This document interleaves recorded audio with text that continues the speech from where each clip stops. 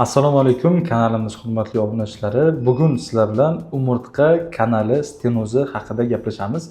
Bugungi mehmonimiz Jacksoft klinikasi neyroxirurgi Shohjahon aka hamdamlik bo'ladilar. Assalomu alaykum Shohjahon aka. Assalomu alaykum.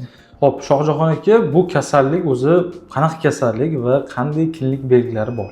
Bu kasallik umurtqa kanali torayishi, ya'ni orqa miya yotgan umurtqa kanali hajmining, umumiy hajmining torayishi. Bu nima hisobida bo'ladi? Umurtqa kanalini tashkil qiluvchi orqa struktura bor. Ya'ni umurtqa ravog'i va kichik faset bo'g'imi bo'ladi. Umurtqa ravog'ining ichki qismida sariq boylam. Mana shu sariq boylam va faset bo'g'imining qalinlashishi bu umurtqa kanalining umumiy hajmining torayishiga sabab bo'ladi. Va bu o'z navbatida orqa miya va nerv ildizlarini bosib qo'yadi.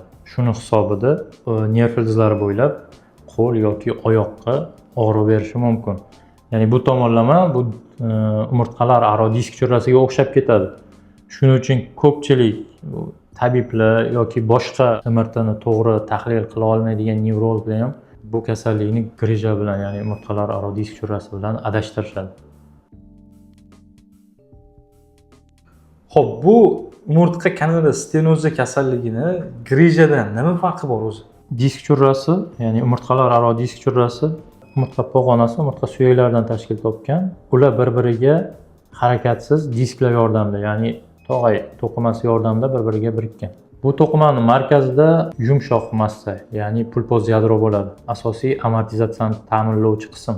Tanaga tushgan yuklamani bosimni kamaytirib beradi. Qachonki diskda degenerativ o'zgarish kelib chiqsa, ya'ni oziqlanish bilan bog'liq muammo yuzaga kelib, o'rtadagi markazdagi yadro qattiqlashadi. Qanaqadir nagruzka, ya'ni og'ir ko'taradi yoki bir noto'g'ri harakat qilib qo'yadi. Ichki qism, disk ichki bosimi oshish hisobida markazdagi pulpoz yadro yirtib, umurtqa kanaliga oqib chiqadi. Bu o'z navbatida orqa miya va nerv ildizlarini bosib qo'yadi. Shuni hisobida bemorda kuchli og'riq bo'lishi mumkin, oyoq qo'llarda uyushish bo'lishi mumkin. Agar grija hajmi kattaroq bo'ladigan bo'lsa, umuman harakat yo'qolishiga, peshob, ichki elish buzilishiga sabab bo'lishi mumkin grijada. Umurtqa kanali stenozi esa bu sekin rivojlanib borayotgan kasallik hisoblanadi. Ya'ni bu ikkala holat ham bemorning turmush tarzidan kelib chiqadi. Lekin umurtqa kanali stenozi yillar davomida shakllanib boradi. Dastlabki erta bosqichlari masalan hech qanaqa klinik belgilarsiz kechadi. Umuman kritik darajaga yetgandagina bemor buni bilishi mumkin. Bu uchun ham kami 5-10 yilga yaqin fursat kerak bo'ladi.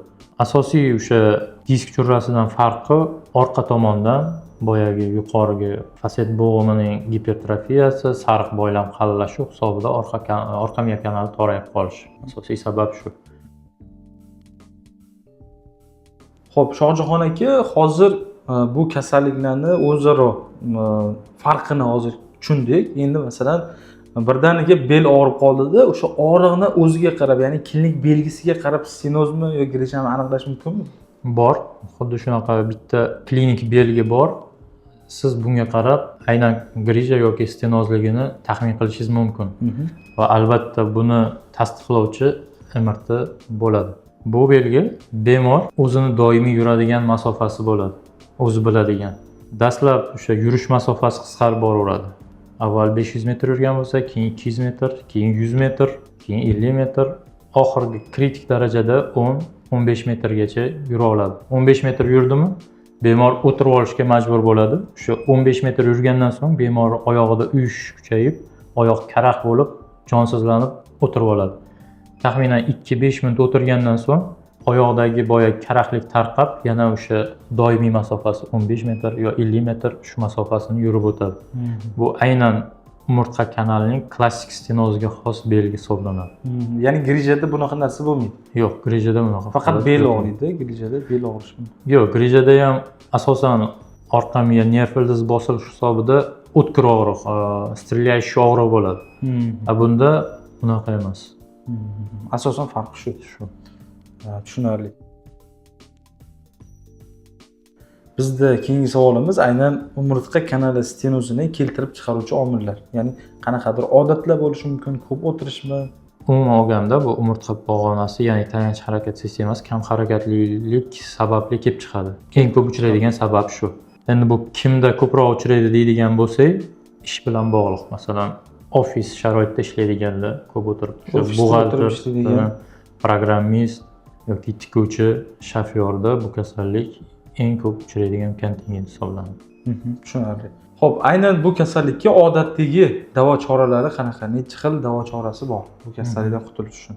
Bu kasallik dastlabki davrlarda unaqa klinik belgi bermaydi, lekin asosiy birinchi belgi og'riq hisoblanadi, beldagi og'riq. Bu og'riqlar agar to'g'ri yo'naltirilsa, lechebniy fizikultura deydi, davolovchi gimnastika bilan o'tib ketadi. Kasallik rivojlanib borishiga qarab turib, oxirgi kritik darajada yopilib qolsa, nerv ildizlari siqiladi, nervlarda atiyib ketadi, hech qanaqa konservativ ham, boshqa blokadalar ham, fizioterapiya ham yordam bermagan holatda operativ usulda ochib qo'yiladi.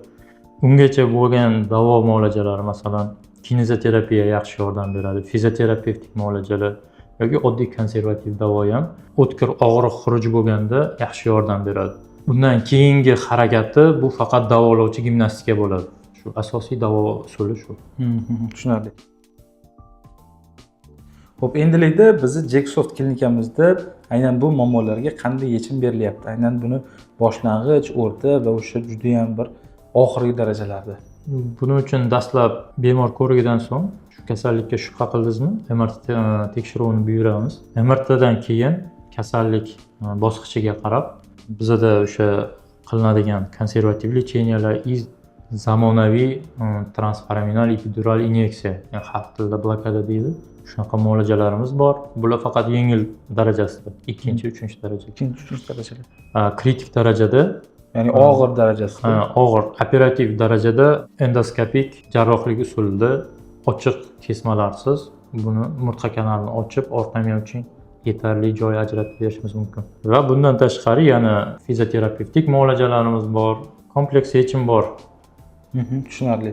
Hozir o'sha mana hozir endoskopik usul dedingiz. Endoskopik usulni shu boshqa usullardan afzallik taraflari nimada? Bemor kam jarohat oladi birinchi navbatda bu. Ya'ni sog' to'qimi ko'proq saqlanadi. Agar bu bitta o'rinda emas, masalan, bitta segmentda emas, ko'p segmentda rivojlanadigan kasallik. Kamdan kam holatda bitta segmentda rivojlanishi mumkin. Bo'lmasa, ikkita yoki uchta segmentda rivojlanadi. Avval qanaqa operatsiya qilingan? Masalan, qalillashgan to'qima, mana orqa tomondan ezib turgan to'qima to'liq olib tashlangan va o'rniga metal implantlar qo'yilgan. Hozirda bu narsa uchun hojat yo'q. Aynan biz aytgan o'sha endoskopik usulda, ya'ni lazer usulida kichkina 6 mmlik kesma orqali ikkita bo'ladimi, 3ta bo'ladimi, 4ta bo'ladimi, o'sha bitta operatsiya davomida hech qanaqa metal konstruksiyalarsiz bartaraf etishi mumkin. Bemor operatsiyadan keyin ertasi kuni o'zini oyog'ida turib uyiga ketishi mumkin. Xo'p, aynan bu kasallikda endoskopik usulda operatsiya qilinadigan bo'lsa, eng minimum va maksimum operatsiya davomiyligi qancha bo'ladi? Masalan, bitta segmentda bo'ladigan bo'lsa, o'rtacha 40 minut davom etadi. Ikkita yoki 3ta bo'ladigan bo'lsa, 1,5-2 soatgacha davom etishi mumkin operatsiya davomiyligi. Ya'ni bu bel sohasida bo'ladigan bo'lsa, yana bitta afzallik tomoni mahalliy anesteziya orqali qilinadi. Ya'ni общий anesteziya emas. Bemor o'zini hushida bo'ladi. Bel sohasidan o'sha местный anesteziya qilib, og'riqsizlantirib, jarrohlik amaliyotini o'tkazish mumkin. Ya'ni bu yurak qon tomir sohasida kasalligi bor bemorlar uchun, saxari bor, saxirda bilamiz, jarohat bitishi qiyin bo'ladi. Mana shunaqa holatlarda juda afzal hisoblanadi. Aziz kuzatuvchilar, agar sizda ham mana shu videomizda aytilgan, shu yuqorida aytilgan umurtqa kanali stenozi yoki umuman umurtqa bilan bog'liq bo'lgan muammolar bezovta qilayotgan bo'lsa, bizning klinikamizda yechim olishingiz mumkin, bemalol murojaat qilsanglar bo'ladi.